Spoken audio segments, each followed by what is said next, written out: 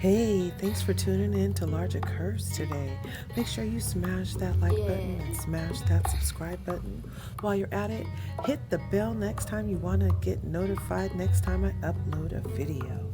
Looky here, the Real Housewives of New Jersey had their reunion today, part one. But you know what happened? I'm going to review that, but not till after we listen to this audio from Melissa Gorga's interview she did about 10 hours ago. That was definitely Let's listen to this. a storyline throughout the season, and in your real life. How are things with you and Joe?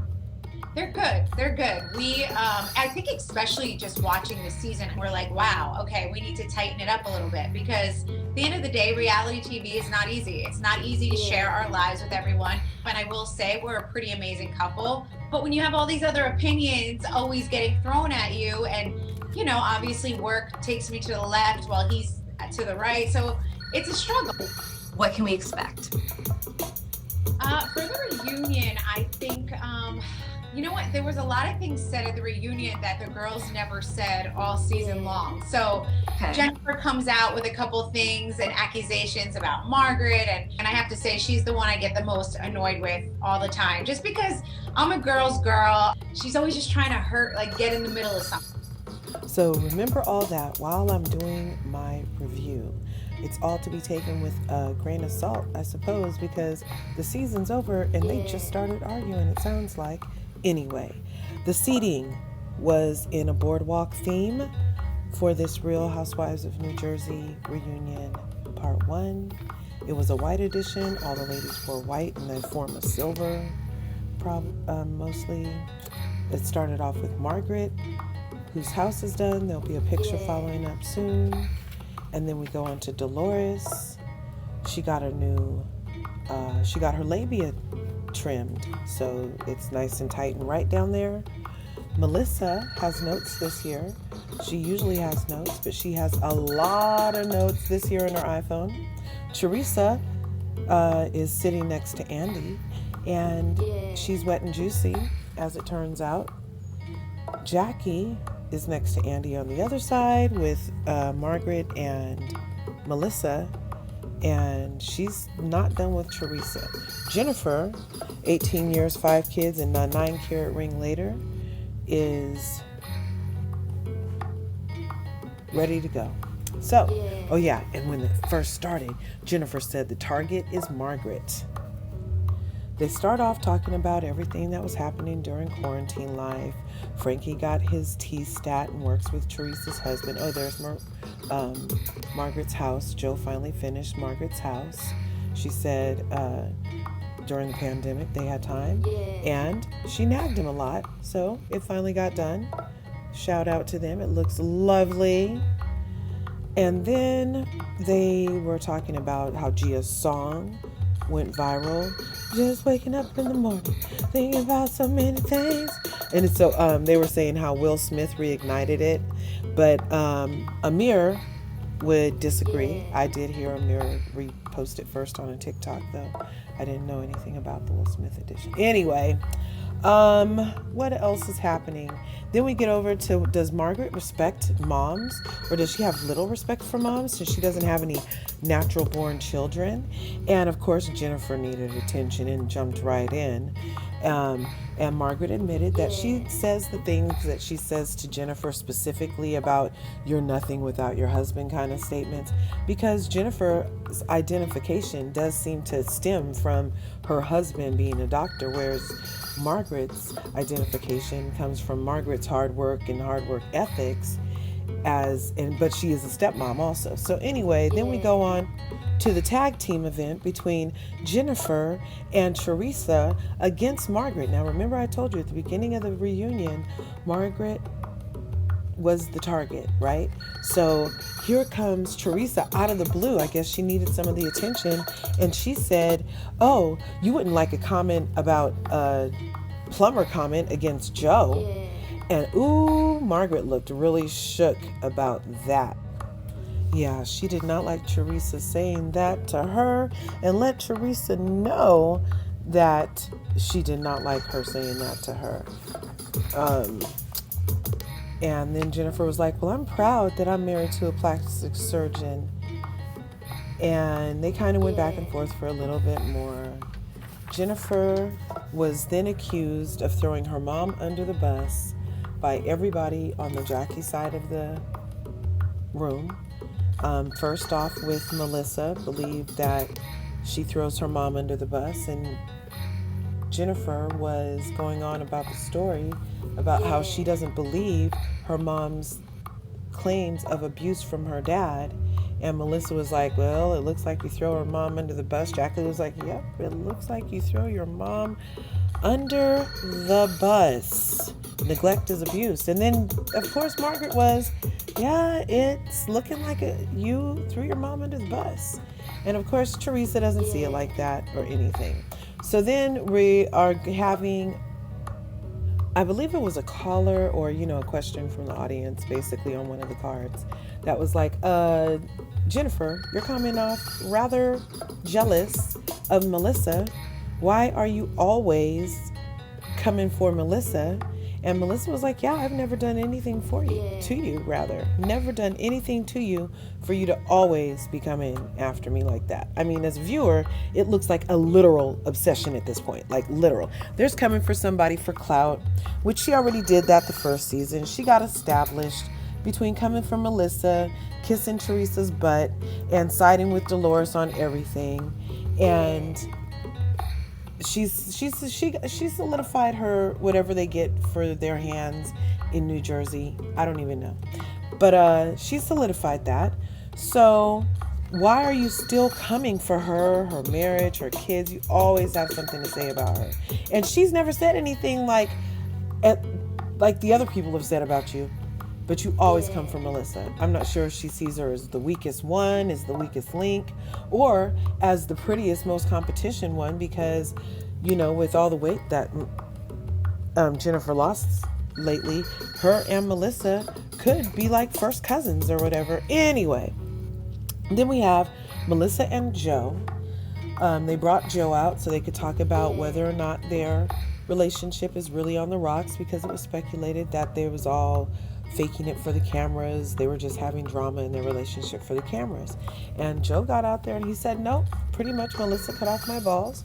And Teresa was like, well, yeah, well, no, she plays two sides to the middle. She says, oh yeah, Melissa does, really make him not do things that he used to do. But also, they both just like to be around each other is the point of the story. And so then they kept saying things like Melissa was going out was the reason Joe was having so many problems with Melissa's newfound independence. Like he was just used to them always being together. And so he wasn't trying to be chauvinistic. He was just like, things are different now. And I need to get used to it because I'm not used to it being different, because he really does support his wife. And Joe thinks that fame changes people. Joe believes that fame changes people. Every people. Including his wife, including Teresa. Yeah, it changes the peoples.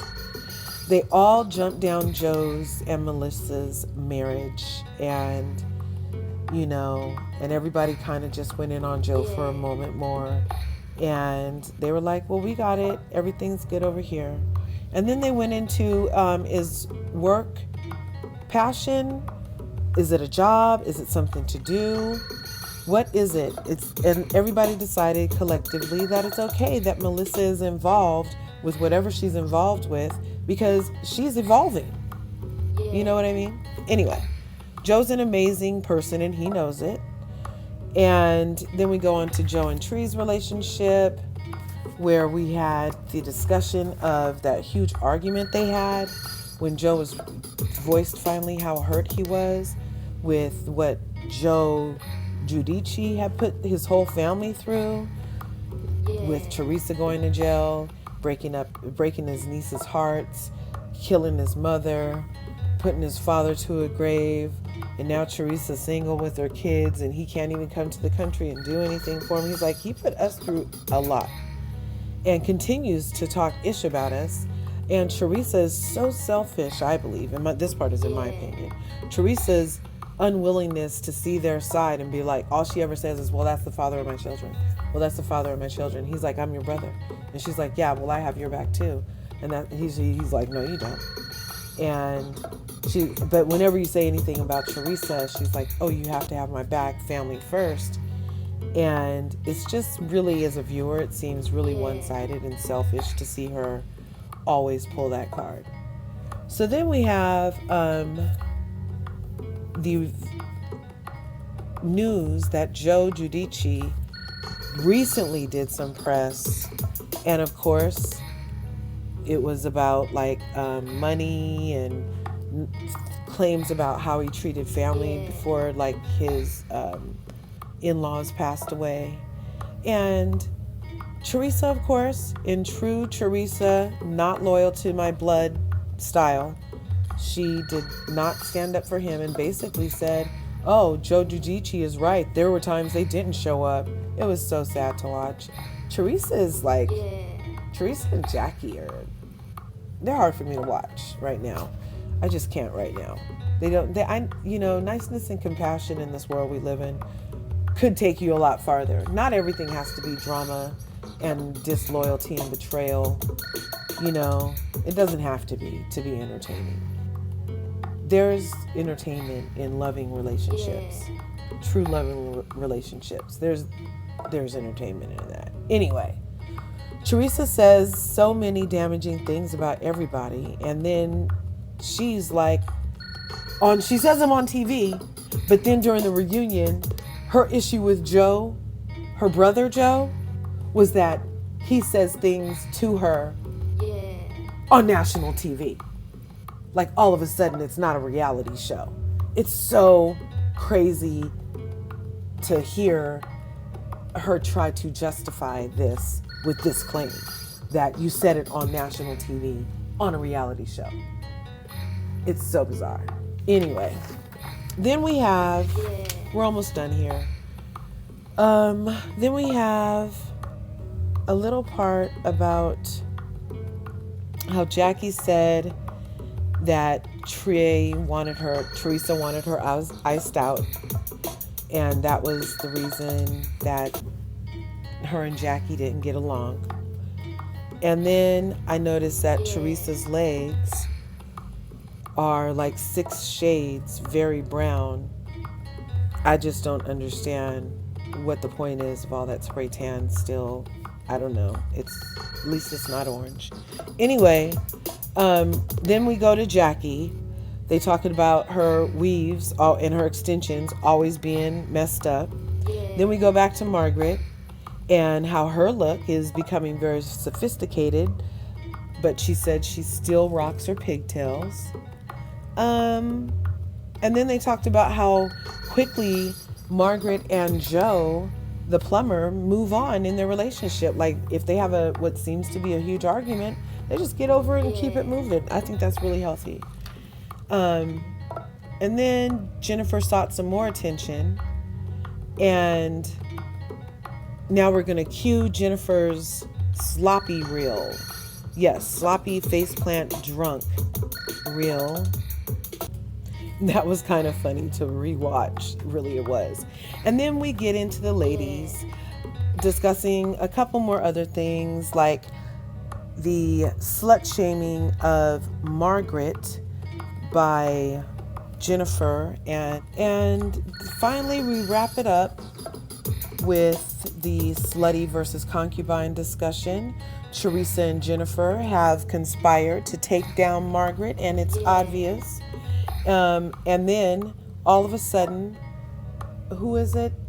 Jennifer, all of a sudden, right at the end of the reunion, Jennifer's like, what I'm trying to tell you, Jackie, is that Margaret is the one that started the rumors about Evan. And oh my goodness, you should have seen the way Jackie whipped her head over towards Margaret. And Margaret was like, you're a lie. And she was denying it. And yeah, she was like, if this was true, you would have brought it up during the season. And I agree, ladies and gentlemen. that was the review for the first part 1 reunion for the Real Housewives of New Jersey. Thanks for tuning in. Be sure you smash the like button, smash the subscribe button, and I'll see you in the next video.